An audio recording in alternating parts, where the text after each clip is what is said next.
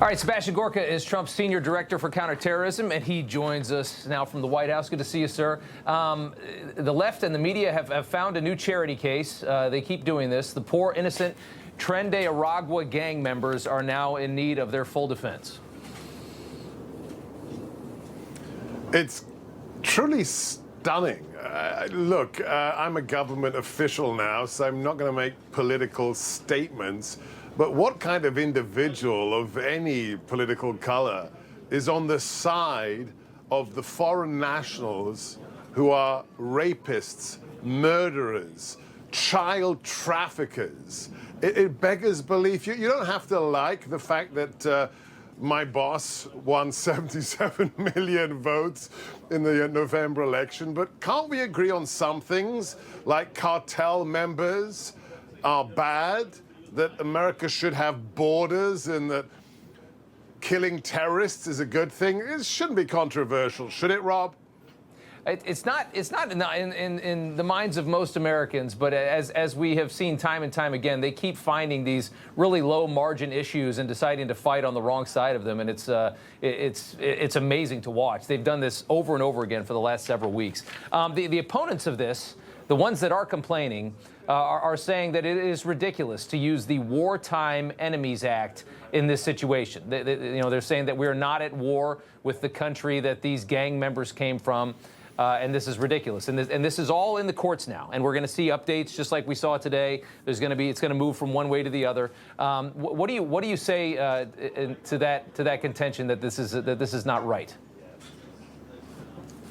110,000 dead is what I say. When I had the honor, the pleasure of having a TV show on Newsmax, Rob, when I was one of your colleagues, I decided for one of my episodes just to do the math on the back of an envelope. And I added up all those who were killed in action wearing the cloth of the Republic since the cessation of World War II. So every soldier, airman, Marine who died in Vietnam, in Korea, in Gulf War, in Gulf II, in Afghanistan, the total in 75 years was 103,000. That's the total.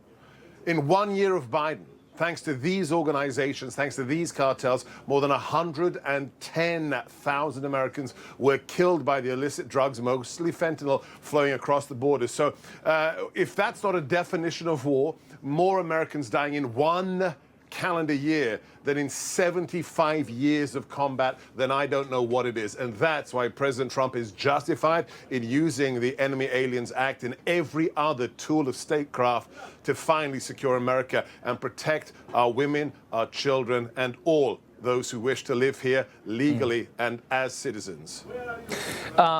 You handle counterterrorism. The Houthi rebels in Yemen are a terror group. They learned a lot about this White House over the weekend. We have images of the president down in Palm Beach, fresh off the golf course, kind of watching this all go down. I think the message was sent pretty loudly to the Middle East that America is no longer run by very weak apologists for this country like it has been for the last 4 years.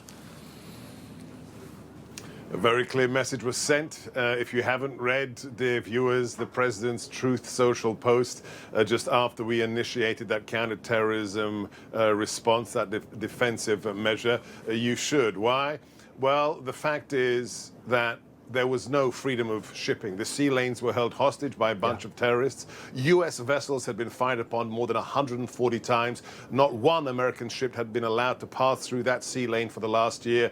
That hurts us in terms of our national economy, free trade, and the global economy. And President Trump is not having it. And that's what he did on Saturday. After he won that golf tournament, he came in, put on the headphones, and as a real commander-in-chief, he dealt death to the jihadis.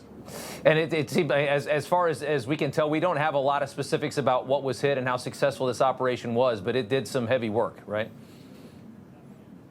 Oh, absolutely. And it sent a very clear message, that last sentence from the president's post, that we know why the Houthis are so capable. We know why they're launching missiles and drones against civilian shipping and also U.S. military aircraft and vessels because of Iran.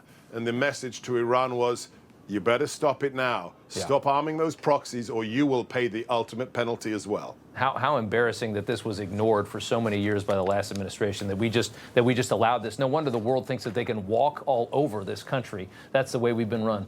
Sebastian Gorka from the White House, thank you so much. We appreciate it. God bless. Thank you, Rob. You know, everybody's reporting the same stories, the same spin. You turn the channel, it's always the same. But not us. We're different. We report the real news. No spin, just the facts. Turn to us, and you won't turn back. Tune in to Rob Schmitt Tonight on Newsmax.